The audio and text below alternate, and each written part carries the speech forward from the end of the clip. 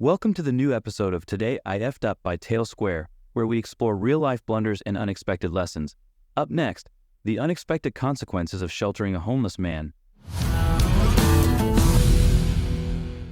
Today I F'd up by giving a homeless man a home. We've all been there, wanting to help someone. In this case, it was a guy I'll call Jones M65. I met him about a year ago. At that time, Jones was already homeless.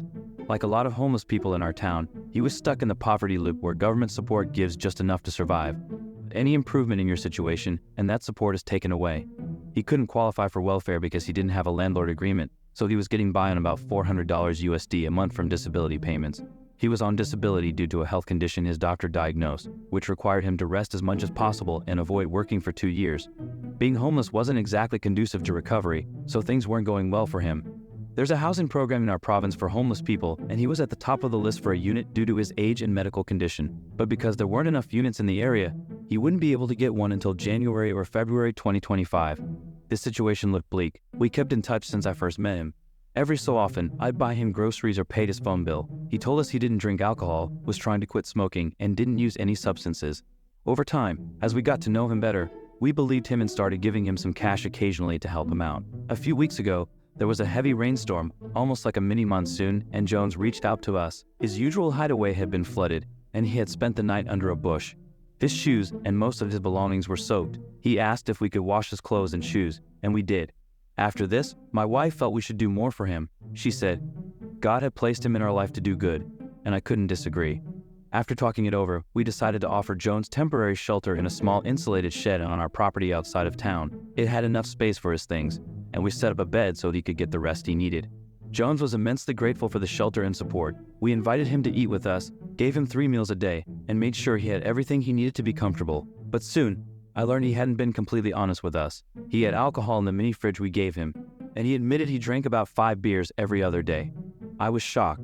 How do you justify spending money on alcohol when you're only getting $400 a month? I told him we'd have to set some rules if he was staying with us. He said he wanted to quit, so we agreed he'd taper down just a 6-pack on the weekends. Then he told me, as if I had no say in the matter, that he was smoking pot. He promised we'd never smell it, and honestly we hadn't, so I let it slide. I didn't know how to respond. I told him as long as it didn't smell of the shed or the house, it was fine. After that, he got bolder and admitted he was still smoking cigarettes too. This was a big issue for us because of the health risks, especially for kids. Secondhand and third-hand smoke is harmful. He explained it was because of the stress of being homeless, but we made a deal. No more cigarettes while staying with us, and the ones he had needed to last him.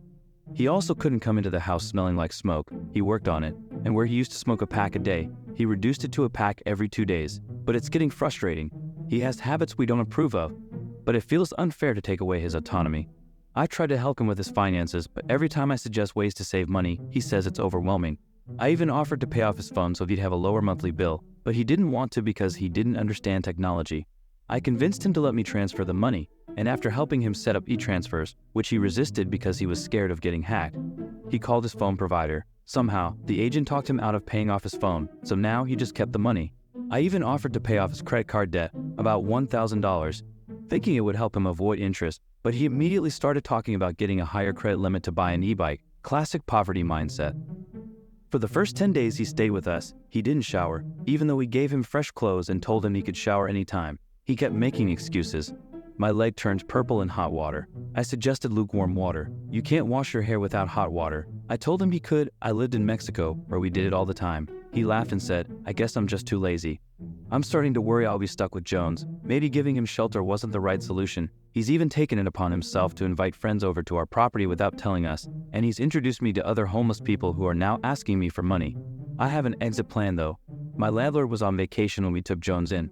I plan to tell him, hey, just so you know, a friend fell on hard times and has been staying with us, but he'll be leaving soon. Then I can tell Jones that my landlord doesn't approve, and I'll help him with a tent and some money to get him back on his feet. Update, I followed through and got Jones out without any issues. That same evening, Jones went to the clinic for gout, probably from drinking, and they sent him to the hospital. As I dropped him off, I mentioned I'd be talking to the landlord that night. I didn't actually talk to the landlord because I didn't want to risk my own housing situation. The next morning, I told Jones he had to leave. He tried to beg for more time, saying he was too stressed to think straight, but I didn't budge. We packed up his things, and I took him to his storage unit, paying for his next month's rent. I dropped him off at a pharmacy to get his prescriptions, and that was the end of it. Jones messaged me later saying the shelter was full of inappropriate substance users and he'd get robbed, so he didn't want to go. I also tried to help him with his credit card, telling him about their homeless support policy, but he refused to call them because the support people are from the Philippines and he doesn't understand them. In hindsight, many commenters were right. Jones was probably taking advantage of us. He wasn't motivated to make changes in his life.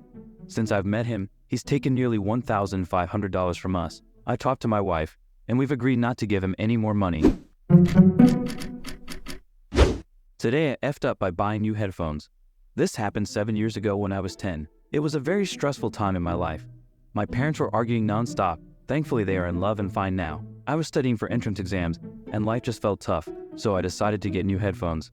At the time where I lived, Bluetooth headphones were becoming the next big thing, and I really wanted a pair. For months I asked my mom, and finally she gave in and bought me some pretty good quality Bluetooth headphones. I was going through a Marshmello phase back then and loved blasting his music. As soon as I got home, I lay down, started playing Marshmello, and zoned out. Before I knew it, an hour and a half had passed, and it was getting dark. Usually around this time, my dad would be getting home from work, and I could smell dinner cooking, but the house felt strangely empty. So I walked out of my bedroom into the hall and living room, with music still blaring. I remember it clearly. I was listening to Love You by Marshmello. I looked everywhere but couldn't find my mom. I thought maybe she had gone to the supermarket, so I headed downstairs toward the front door. That's when I found her at the bottom of the stairs in a pool of blood. I quickly shook her awake and got her cleaned up. Thankfully, it was just a cut on her forehead. For a bit of backstory, as I mentioned, that year was stressful for everyone. My mom, bless her, works in education, and if needed, she would work 24/7 for her students. She works in special needs. She was dealing with problems at her school, where she was the principal, and that stress, combined with family stress, was overwhelming. She had passed out while walking from the living room to her bedroom, hitting her head on the stairs. Luckily, she hadn't hurt herself seriously. She had been calling my name for about 5 minutes before passing out. I hadn't heard her because I was blasting music on my new headphones. I called my dad, and he rushed home. My parents went to the hospital, where my mom was checked out and cleared. She was fine health-wise, but the stress had just taken a toll on her. It's terrifying to think what might have happened if I hadn't decided to check on her. It's even more chilling that the day I got those headphones and started blasting music was the day this all happened. That's why I always use headphones with one ear free now. Stress can really affect people. Please, remember to talk to someone when it gets to be too much. I'm so lucky that both my parents are still here with me.